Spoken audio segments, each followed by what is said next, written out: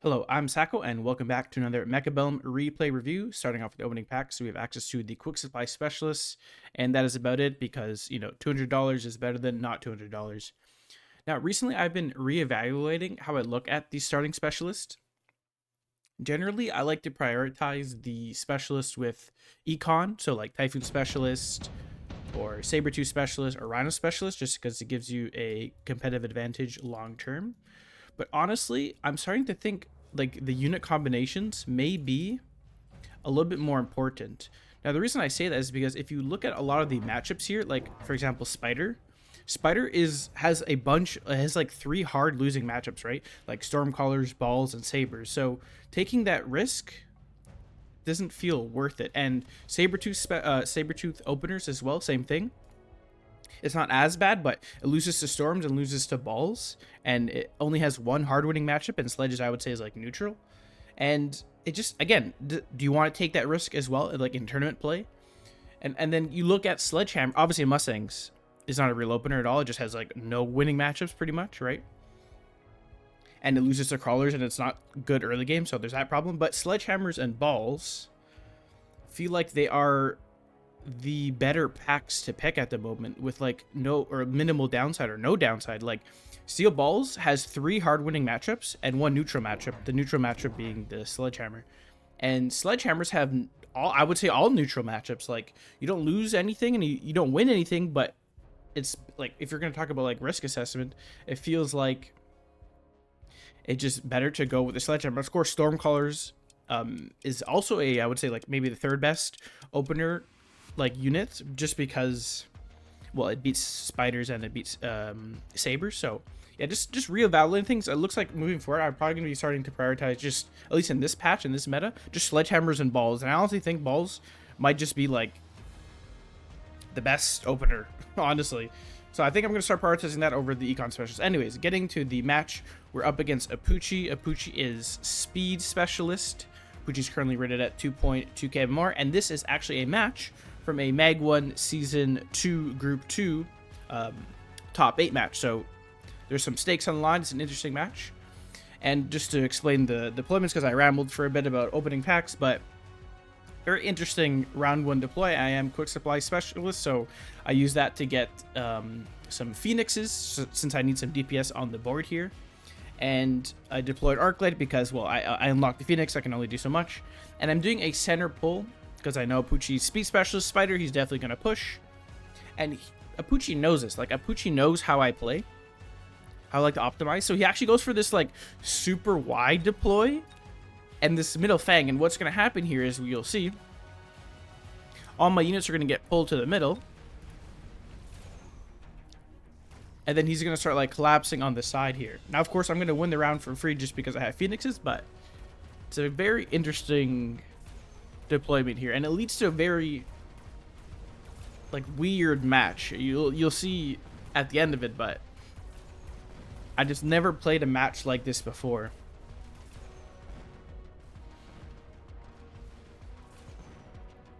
Now, Tarantula is something you definitely have to respect, because if it starts getting levels, it can definitely become problematic. And usually the best response to a spider push is fortresses, since like spiders do not handle the fortresses that well, can deal with mines, and of course can do fang production, which is very strong. Of course, it's not straightforward because they can put melters with their spiders and your fortress can have a bad time, but definitely a aggro pack you have to respect. Now, reinforcements are here. Nothing really too interesting, or nothing really stands out too much. Of course, Advanced Missile Device Specialist is insane because it makes your missiles do way more damage, like 15k, which is, if I take it, it'll leave the spider at 162 HP. So definitely a threat to have on the table. And as long as I can do an optimal turn, I'll definitely try to fit it in, right? Because it's free. Now, of course, round 1, I have no chaff, so definitely looking to be buying some chaff.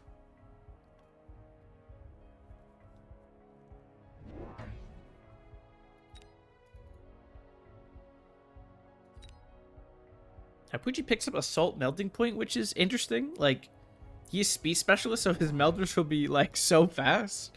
Be insane for a melter. And it is kind of hard to go melters into spiders yourself, because well, the spider mines can cause problems, right? And Assault Melting is like the preemptive like fortress counter, right? So it's an interesting pickup here.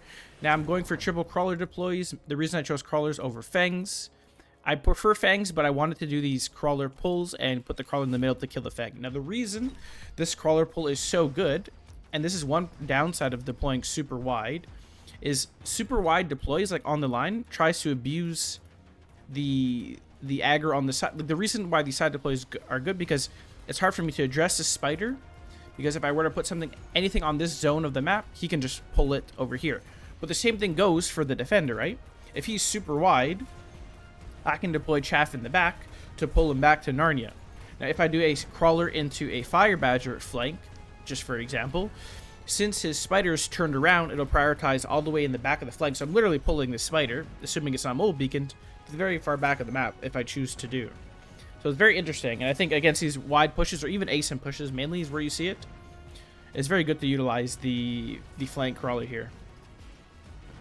Now, Tarantula is on the flank, which is a bit annoying, but honestly, you just put one wasp and it deals with a chaff plus spider pack. I think it's the most efficient way to deal with it, even better than rhinos, plus it creates an air threat.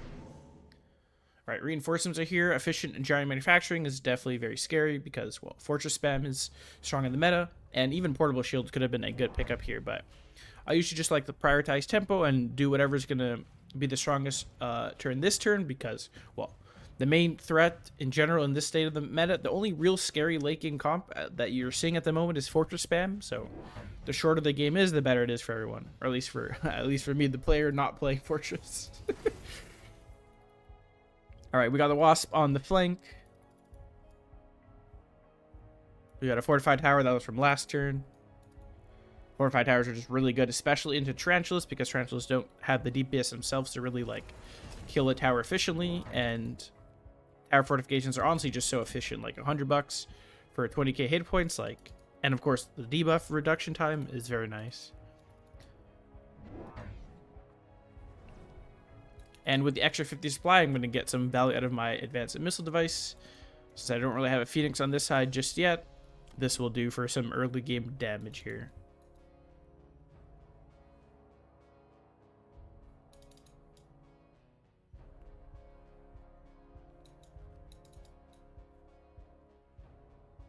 So we got Tarantula in the middle from Apooche just to deal with this middle crawler, but we do have a Phoenix, so... And he doesn't really have that much anti-air, so he just seems like he's waiting for the unit drop to solve his anti-air. Or maybe hoping that like some late fangs can close it out here.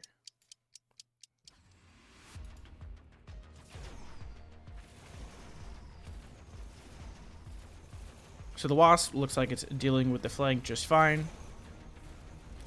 The only main problem now is just like this like super late crawler fiesta that I've kind of created with the pull, but I think it's generally worth it here. And with his level tarantulas, I would imagine my Phoenixes do level. Leveled units, at least level 2 units, give 3 times the experience that a level 1 unit does, I believe. Hopefully I'm quoting this right. It's been a while since I've looked at all the stuff. How the experience goes, it's like 1, 3, 5, 7, 9, continued per level in terms of like how much it gives. It's a bit of a catch-up mechanic, I guess. All right, the unit reinforcements are here. Round 4, the big drops. Anything that catches my eye is really the fire badger. Steel balls could also be interesting. Like, I do have fortified target lock. I can just put the balls on the line and it handles the rhino as well, and it's decent to the badger. But I think the fire badger is just, I mean, it's literally between these two, and fire badger has more deploys, and I can place these fire badgers on the flanks, which should be insane, because now I'm going to actually pull every lane to the flanks here, because the tarantula is turning to this crawler, and then, well, I'm also going to clear the chaff as well, but this tarantula is literally going to walk all the way to the flank. So it seems like a pretty straightforward pickup here. Now, Apooche looks like he's selling the storm, so it looks like he's just going to set up for some fortress spam. So it's definitely something you do not want to see late into the game. So, again, every turn, maximum tempo, trying to close out as fast as possible. And end the game. So these flanks are going to do a ton of work here. Just buying some more Fang Chaff, since that's really all my comp is really lacking here. I've got some DPS. Now, immediately I see or once I see the fortress, I have 3 air units. I'm definitely very weak to fortress anti-air. And I don't think it's correct, really, to go fortress anti-air here into 3 unteched air units, because I can just sell out and I'll have no problem. But he is showing that he's not really respecting the anti-air at the moment, so it seems like his straightforward answer to that is going to be fortress anti-air. So it's something to worry about right now. But again, I'm not too worried because he clicks fortress anti-air for unteched units. And now he makes all his other techs more expensive, right? He's going to least need Fang production and probably range, so fortress anti-air will end up costing 600 here. And he even put a fortress on the flank. Apooche's insane. So that even more so shows that he's going fortress anti-air.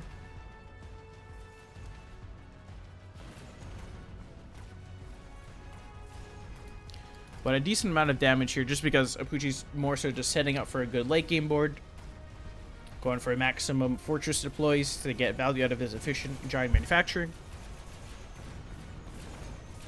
So he's going to take a little bit of damage here. And he doesn't have that much HP to deal with, right? He's already down to like slightly over 2k. So he's definitely, I would imagine, panicking a little bit.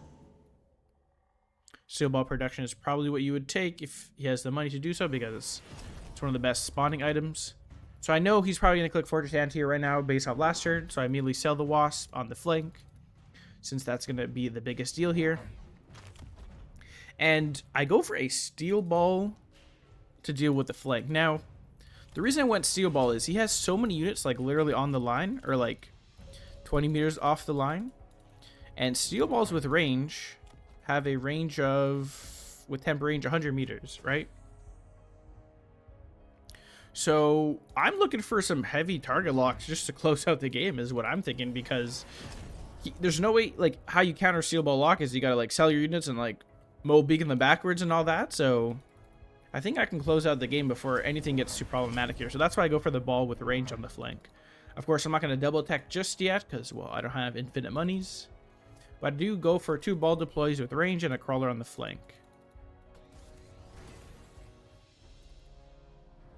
And I do go for a missile just so I can like guarantee the lock this turn, since I don't have heavy target. And honestly, heavy target's only 200, so not even that expensive or that much of a commitment. Immediately gets value on the flank, kills like infinite resources, and then my steel balls kill a spider and a fortress, so they're gonna level as well, making it hard to even deal with just the forts alone. Like honestly, steel balls are pretty good into like these default vortex. You really need a DPS vortex, ideally like fortress punch or launcher to deal with ball commit. So I think like just if I'm committing, let's say I'm in an aggro scenario, this is just in general, maybe committing to steel balls is maybe fine with like ball wraith. It's an idea. Not have really like fully tested it out yet, but I feel like it should make sense, right? Especially if you're just playing like this tempo heavy board. But like insane round, since the steel balls do a lot of damage here, and I really just need one more round to close it out. Now, I usually a fan of see spell, take spell, but the spells honestly don't do too much on the board. Orbital bombardment, like he's super spread out, and Ion Blast in the middle would only be the real target, but I think the amp core seems like a better value pick. Even though I'm playing for tempo and I'm trying to close out fast, I think just having balls that have increased attack and are more tanky and harder to deal with should be a bigger threat here. So he's mobile beaconing away to try to dodge the heavy target lock, which he'd assume I'm gonna click since I placed my balls on the line. I sell of the Phoenix because, well, he's countered the fortress. It countered it with fortress anti-air. And now the heavy target is clicked. The fortress on the flank is sold. So he's losing some deploys on that end, which is another negative tempo thing. Like deployments is a real resource to play with in terms of getting your own deploys out, but also in keeping your deploys on the field, if that makes sense.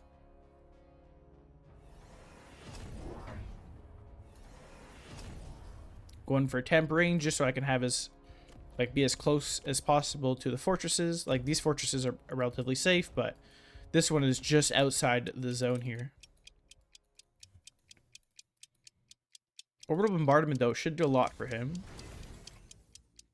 I don't go for a borrow even though I want to close out the game because I just didn't know what I wanted to do with my monies. That's really all there is to it. So look at these insta-locks. Spiders immediately go down. And Apooche goes for the Fang production. Now look at this. Like even with Fang production, the balls kind of just like bypass the Fangs in between, right? So it's kind of... Usually I only like clicking heavy target if I get immediate value out of the line. But honestly, even with my weak chaff clear, the balls end up still targeting. And they are leveled, so they can take a fortress shot. And of course, like during debuff, they can do a lot here. But like, look at that. It's kind of insane.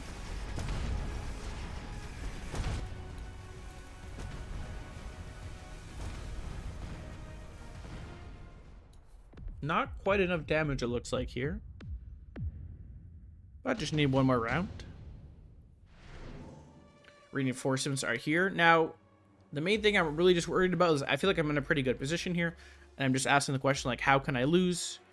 And the only way I can really lose at this point, I think, of course, like, Fortress Spam can maybe get there against the balls, but it is the Anti-Air. Since he's using Fortress Anti-Air, it's hard. I don't have any Phoenixes or Wasps anymore, so I need to address the Raidens here. And if I take the Raiden myself or even the boat, you just have so many forts with Anti-Air that they probably just die here, right? So I need a straightforward answer to the Raidens or just any Anti-Air threat like the boat. So I end up going for the Melters. The Melters are also conveniently good into the fortresses, assuming I have good chaff clear, so seems like the straightforward pick. And it seems like I'm kind of dominating the sides since he's like selling out and mole beaconing back. So the main threat is really just in the middle, and conveniently I have access to Tower Oil and the Fire Badger, and I have this like perfect line of fortresses with Fang production lined up in front of me, so feels straightforward. Oil the middle, and then the Melters just go to town. And of course, they deal with the Raiden commit, which is what looks like Apooche's doing. So we can deal with the Badger flank, which he kind of ignored for a lot of the match, and also the inevitable steel balls. Now, Raidens don't do much until level 2 steel balls, so I'm not really too concerned. It's more so if it levels, then, you know, it can become problematic here, but...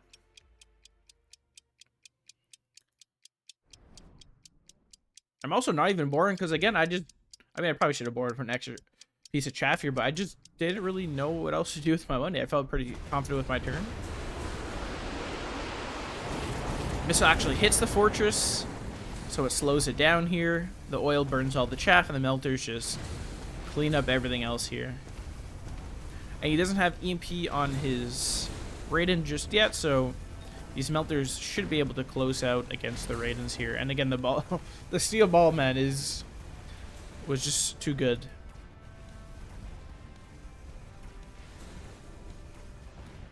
And that will be game.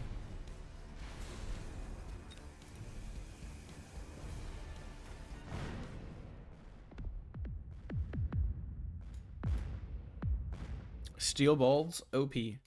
Well, I would say that was a very interesting match. Very unusual match, right? Like, it started off as this, like, center pull wide scenario. Then we're, like, pulling all of Apooche's units to the flanks. And then, just because of the way Apooche is positioned, and I know he's going to commit to fortresses, usually on the line, because that's just generally how aggro players work. You want to get the tower debuff.